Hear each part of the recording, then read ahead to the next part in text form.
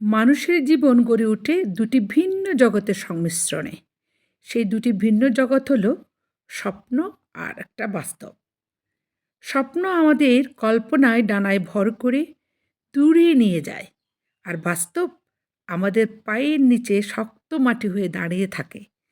এই দুইয়ের মধ্যে তফাৎ থাকলেও দুটি জীবনের জন্য অপরিহার্য।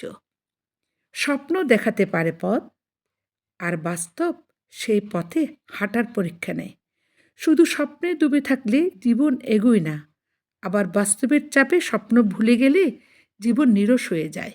তাই স্বপ্ন আর বাস্তবের মধ্যে ভারসাম্য অত্যন্ত জরুরি। সবচেয়ে সুন্দর জীবন গড়ে ওঠে তখনই যখন মানুষ বাস্তবকে মেনে নিয়ে স্বপ্নকে বাস্তবে রূপ দেওয়ার চেষ্টা করে। কারণ স্বপ্ন ছাড়া বাস্তব অর্থহীন, আবার বাস্তব ছাড়া স্বপ্ন অসম্পূর্ণ। কেমন লাগলো কমেন্টে জানিও।